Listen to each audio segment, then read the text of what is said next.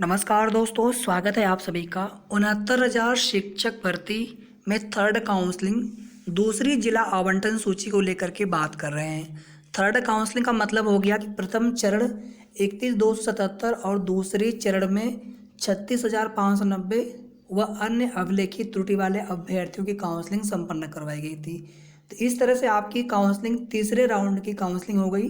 लेकिन दोस्तों यहाँ पर हम लोग जो ट्विटर अभियान में भी हैशटैग यूज करते हैं, हर जगह हम एक ही हैशटैग या एक तरह का मुद्दा अब लेकर के चलते हैं कि सभी शेष बचे हुए पदों पर, अवशेष बचे हुए, रिक्त बचे हुए पदों पर अगली प्रतीक्षा सूची जारी करके काउंसलिंग प्रक्रिया संपन्न करवाने के संबंध में।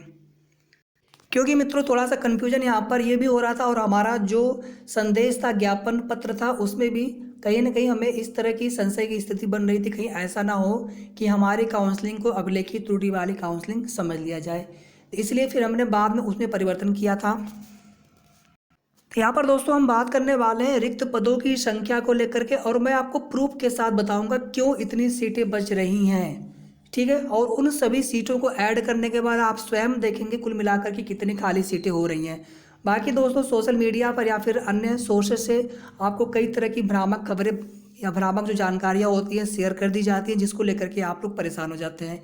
इसके अलावा दोस्तों हम लोग बात करेंगे सेफ गुणांक सभी कैटेगरी के लिए, जनरल, ओबीसी, एससी सभी कैटेगरी के लिए सेफ गुणांक को लेकर के भी बात करेंगे। उसके पहले कुछ अति आवश्यक महत्वपूर्ण सूचना आप सभी मित्रों के लिए है। आइए जल्दी से हम देख लेते हैं, ज़्यादा समय नहीं लूँगा मैं आपका, 1 से 2 मिनट का। तो वीडियो में आगे चलने से पहले आप सभी मित्रों से एक छोटी सी रिक्वेस्ट है कि वीडियो को लाइक और शेयर जरूर कर दीजिएगा। साथ में हमारे चैनल से आप सभी लोग जरूर जुड़े, चैनल को जरूर सब्सक्राइब कर लीजिएगा। पहली चीज़ देखिए दोस्तों, यहाँ पर जो लिखा हुआ है 6,819 waiting list to be release on 12 February, ये पहले भी इनकी तरफ से कई प्रकार के दावे किए गए थे। मैं किसी के भी देखिए टारगेट नहीं करता हूँ, सभी के अपने अनुमान हो सकते हैं, लेकिन हमारे द्वारा आपको जो भी बताया जाएगा पूरी तरह से जो डेटा होता है या फिर जो ऑफिशियल जानकारी होती है, जो ऑथेंटिक सोर्सेज होते हैं, उनके माध्यम से ही आपको जानकारी दी जाएगी। तो आप लोग इसको लेकर के परेशान मत होइएगा। सीटों की संख्या कम से कम 10,000 के आसपास कैसे होगी, अभी हम सीटों की संख्या मैं आपको सभी दिखाने वाला हूँ एक एक करके। ठीक है, और उसके बाद हम लोग सेब उड़ान को लेकर के भी बात करेंगे। 12 फरवरी बहुत लंबा समय हो जा रहा है, 12 फरवरी नहीं, मुझे लग रहा है दोस्तों 10 फरवरी के पहले पहले तक चयन सूची आपकी जारी हो सकती है। शासनादेश भी आपका आ सकता है थर्ड काउंसलिंग को लेकर के, प्रतीक्षा सूची वाले सभी अभ्यर्थियों के लिए। अब यहाँ पर देखिए आपसे आप सभी बेसिक शिक्षा मंत्री श्री सतीश द्विवेदी जी के द्वारा बताया गया कि पूरी सीटें नहीं भरे जाने तक चलेगी काउंसलिंग। 69,000 शिक्षक भर्ती की बात की जा रही है।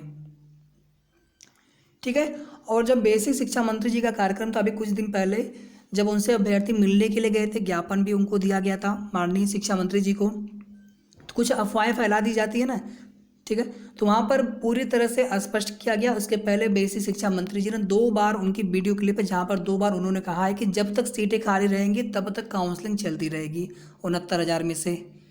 ठीक है, और महानिदेशक सर ने भी कहा था कि थर्ड काउंसलिंग ही आपकी होनी है, विद्यालय आवंटन हो जाने दीजिए। त्रुटि संशोधन वालों के बाद तो विद्यालय आवंटन हो चुका है, तो अब जो है फरवरी का पहला सप्ताह आपके लिए बहुत बड़ी खुशियों से भरा आने वाला है। आगे देख लीजिए, यहाँ पर ज्ञापन पत्र वगैरह ये लगातार सौंपे जाने चाहिए।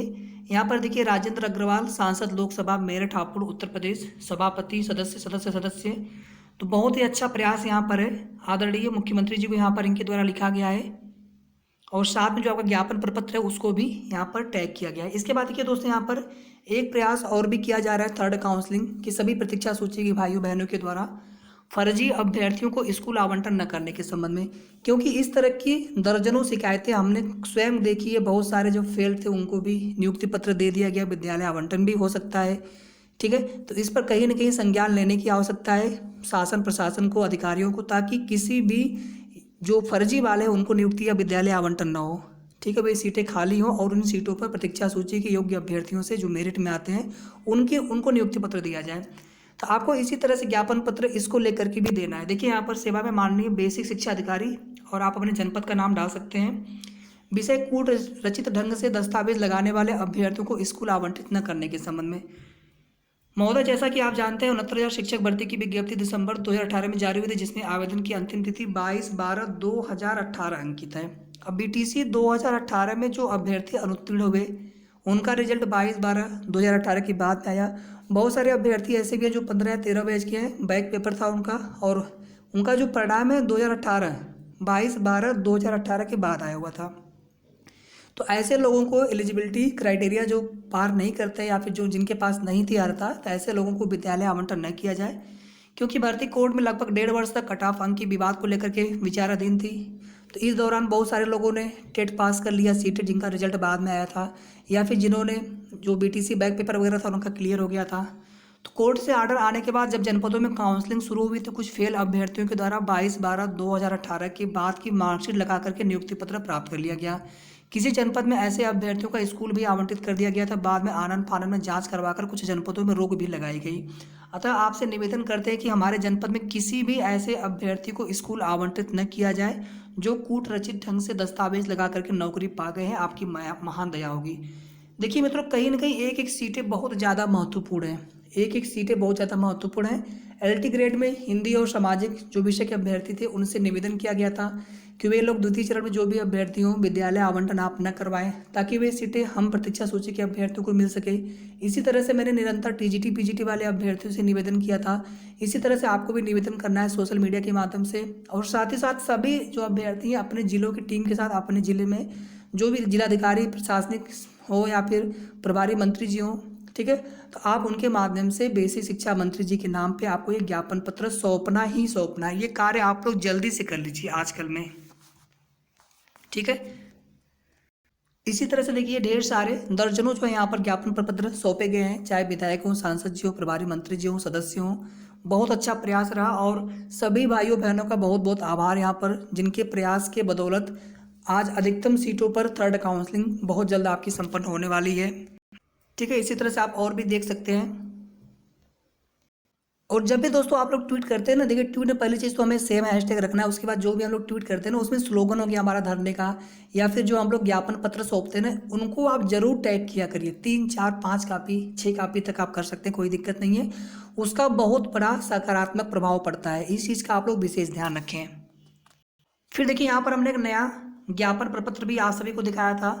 तो इसी प्रपत्र पे आपको जो नया वाला प्रारूप हमारा है, इसी पे आपको ज्ञापन पत्र भी सौंपना है, ठीक है। माननीय बेसिक शिक्षा मंत्री जी के नाम सौंप सकते हैं, माननीय मुख्यमंत्री जी के नाम सौंप सकते हैं, जनप्रतिनिधियों के माध्यम से उनके द्वारा भी उनके लेटर हेड पे पत्र लिखवा करके उनके द्वारा भी आप फैक्स करवा सकते हैं। और इस तरह के प्रयास किए गए हैं, मैं सभी को जानता हूँ और सभी उन भाइयों बहनों का बहुत बहुत आभार है।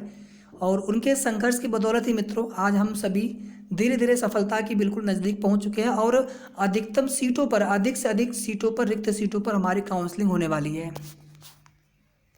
अब यहाँ पर देखिए मित्रों, रिक्त सीटों की संख्या को लेकर के लगभग आप सभी जानते हैं 6,919 या 29 के आसपास बताया जाता है जो अनुपस्थित वाले अभ्यर्थी हैं। मैं सीधे सीधे इनको 7,000 यहाँ पर लिख रहा हूँ, आप ऐड करते चलिएगा यहाँ पर, ठीक। इसके बाद प्रथम चरण को छोड़ दीजिए कुछ देर के लिए, या फिर मैं यहीं पे बता रहा हूँ आप सभी को, प्रथम चरण में कम से कम 300 से 400 अभ्यर्थी ऐसे मिले हैं बाद में जिन्होंने विद्यालय आवंटन में प्रतिभाग नहीं किया है या फिर कार्यभार ग्रहण नहीं किया है या फिर बाद में रिजाइन दे दिया हो, ठीक है। नियुक्ति पत्र मिलने के बावजूद, चूँकि नियुक्ति पत्र मिला, अनुपस्थित की संख्या आ गई, वो हमने जोड़ लिया दोनों चरणों के 7,000। इसके अलावा प्रथम चरण में लगभग जो है 300 से 400, मैं यहाँ पर 300 का आंकड़ा ले रहा हूँ, कम से कम ले रहा हूँ।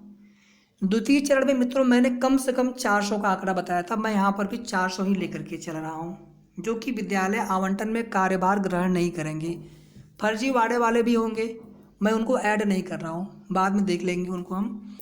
इसके बाद देखिए आगे जो अभ्यर्थी त्रुटि संशोधन वाले जो मुद्दा पेंडिंग था, जिसमें लगभग आपको 2300-2400 के आसपास पहले मामले बताए गए थे और वहाँ पर फाइनली कम से कम मुझे लग रहा है 1200 से 1300 के आसपास सीटें वहाँ से भी खाली हो रही हैं, ठीक। जुड़े कितना हो गया यहाँ तक, 700 ये हो गया, 4 3 7 और ये दोनों मिलाकर के 2, लगभग यहाँ तक 9,000 हो गया। अब आगे देखिए आप, इसके बाद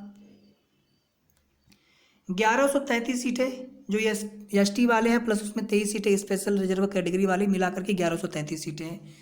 मुद्दा ये नहीं कि ये सीटें किनको दी जाएगी, ठीक है, ये तो शासन के ऊपर निर्भर। बाकी एससी के अभ्यर्थी भाई बहन के द्वारा प्रयास किया गया था ये सीटें उनको दी जाए, बाकी और जो अन्य प्रकार के अभ्यर्थी हैं उनके द्वारा भी प्रयास किया गया था। आगे देख लीजिए इसमें जो दिव्यांग अभ्यर्थियों की बैकलॉग की सीटें 1300 के आसपास है। अब यहाँ पर कितने शेष अभ्यर्थी हैं दिव्यांग अभ्यर्थियों की, तो लगभग 700 के आसपास या 800 के आसपास उनका आंकड़ा हो सकता है। अगर वे सीटें यहाँ पर जुड़ जाती हैं तो ठीक 1300 सीटें, मैं यहाँ पर 700 ही लिख रहा हूँ, लगभग 700 के आसपास 800 के आसपास दिव्यांग अभ्यर्थी हैं। या फिर मैं इनको एक बार के लिए मैं इन सीटों को अभी नहीं ले रहा हूँ जो बैकलॉग की सीटें हैं। यहाँ पर देखिए आप सीधे सीधे 9000 का आंकड़ा हो चुका है। इसमें मैंने अभी जो फर्जीवाड़े वाले हैं 100-200, इसके अलावा कुछ और भी सीटें खाली होंगी अन्य रीजन से, ठीक है। बिल्कुल आप लोग भली बात ही जानते हैं किस रीजन से। तो यही सीटें आपकी लगभग जो है 10,000 के आसपास पहुंच जा रही है। और इसमें अगर 1133 प्लस ये दिव्यांग अभ्यर्थियों वाले जो बैकलॉग की सीटें अगर ऐड हो जाती हैं, क्योंकि देखिए 1133 सीटों को सरकार बैकलॉग में नहीं डाल सकती, कैरी फॉरवर्ड नहीं कर सकती है, ठीक है। बहुत सारे अभ्यर्थी हैं, अभ्यर्थियों की संख्या काफ़ी ज़्यादा है। ये सीटें अगर आती है तो आगे देखिए 22,000 सीटों का भी मुद्दा है, उसको लेकर के हम अलग से बात कर लेंगे, ठीक है। तो 10,000 प्लस सीटें आपकी तो ऐसे बच रही हैं सीधे सीधे, 10,000 से ज़्यादा ही सीटें बचने वाली हैं। और इन सीटों को बचने के पीछे का जो सबसे बड़ा जो रीज़न है, आप सभी अभ्यर्थियों के जिन्होंने सार्थक और बहुत ही कड़ी मेहनत संघर्ष किया है, धरना प्रदर्शन से लेकर के या फिर ज्ञापन पत्र सौंपने से लेकर के, तो आप लोगों के संघर्ष की बदौलत ही ये सीटों की संख्या हमें प्राप्त हो रही है। अब आ जाइए यहाँ पर सेफ गुणांक, मैं यहाँ पे UR लिख देता हूँ। UR हो गया, OBC हो गया और SC। दिव्यांग अभ्यर्थियों में देखिए अगर वो सीटें ऐड हो जाती है तो उनके लिए फिर बहुत आसान हो जाएगा, सभी का सिलेक्शन हो जाएगा, कोई दिक्कत नहीं होगी। तो हम यहाँ पर ST की बात करना नहीं, ST में ऑलरेडी सीटों की संख्या ज़्यादा थी। और इसके अलावा फ्रीडम फाइटर, एक्स सर्विस में, वहाँ पर भी सीटों की संख्या ज़्यादा थी। हमें यहाँ पर केवल बात करना है अनरिजर्व, OBC और SC कैटेगरी के अभ्यर्थियों के लिए। देखिए दोस्तों, मेरे हिसाब से जो अनरिजर्व कैटेगरी की कट ऑफ जा सकती है लगभग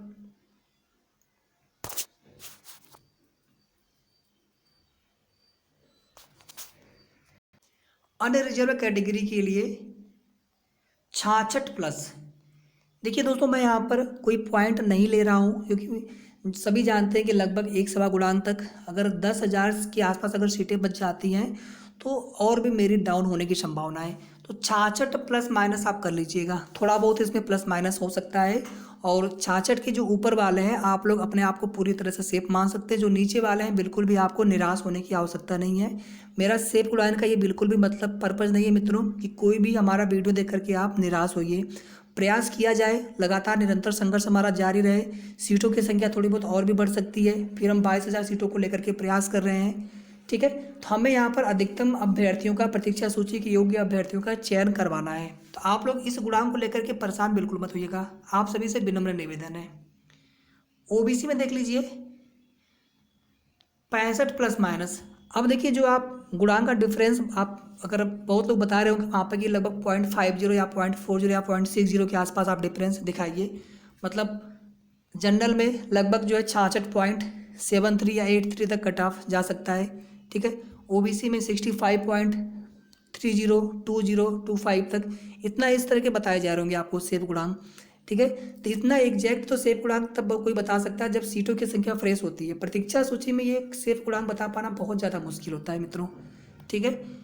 बाकी मैं किसी को यहाँ पर अंधेरे में नहीं रखना चाहता हूँ भैया, बाकी जो लोग बताते रहते हैं आप उनका सुनते रहिए, कोई दिक्कत नहीं है। लेकिन मेरे हिसाब से और आप लोगों के द्वारा प्राप्त कराए गए डेटा के आधार पर मुझे यही लग रहा है कि जो कट ऑफ है काफ़ी आपका डाउन आने वाला है। कितना डिफरेंस रहेगा इन दोनों के बीच में, मुद्दा यहाँ पर ये नहीं है, ठीक है। आगे देख लीजिए SC में 59 प्लस माइनस, मतलब 59 से प्लस माइनस का मतलब हो गया कि प्लस माइनस आप यहाँ पर लोग थोड़ा बहुत कर लीजिएगा आप लोग। अब देखिए UR में और OBC में माइनस यानी इससे कम तो आने की संभावना बहुत ज़्यादा कम है, फिर भी हम उम्मीद करेंगे कि थोड़ा सा यहाँ पर गुणांक और डाउन हो सकता है, ठीक है। क्योंकि अभ्यर्थियों की संख्या बहुत ज़्यादा है, अभी भी अगर आप देखेंगे लगभग जो है 67-68 हज़ार के आसपास अभ्यर्थी हैं और सीटों की संख्या 10,000, 11,000 के आसपास अधिकतम हो सकती है। तो एक एक सीट के लिए लगभग जो है 6 से 7 दावेदार हैं, ठीक है। और मतलब पॉइंट के गुणांक में अगर डाउन आएंगे तो उसमें आपको सैकड़ों अभ्यर्थी मिल जाएंगे। इस तरह के सर्वे भी करवाए गए थे और मैंने कभी भी सर्वे का डेटा आप सभी लोगों के साथ शेयर नहीं किया जानबूझ करके, क्योंकि कुछ पारदर्शिता को रखना पड़ता है मित्रों।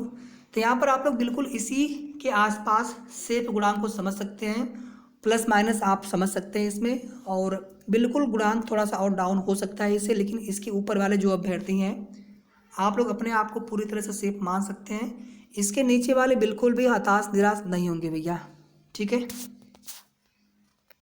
तो ये हो गई दोस्तों अभी तक की 69,000 शिक्षक भर्ती में थर्ड काउंसलिंग को लेकर के संपूर्ण अपडेट्स, रिक्त सीटों की संख्या को लेकर के, सेब उड़ान को लेकर के, शासनादेश को लेकर के, चयन सूची को लेकर के मैंने ऑलरेडी आप सभी को बता दिया है। 10 फरवरी के पहले पहले तक आप सभी के लिए गुड न्यूज़ बिल्कुल मिल सकती है। 100% संभावना है, 1% मैं ना नहीं कह रहा हूँ, 100% संभावना बता रहा हूँ मैं, 100%, ठीक है। बस हमें प्रयास अपना इसी तरह से निरंतर जारी रखना है। आगे की जो भी महत्वपूर्ण, जो भी ऑथेंटिक, जो भी ऑफिशियल सूचना होगी आप सभी को हमारे द्वारा समय समय पर प्रोवाइड कराई जाएगी।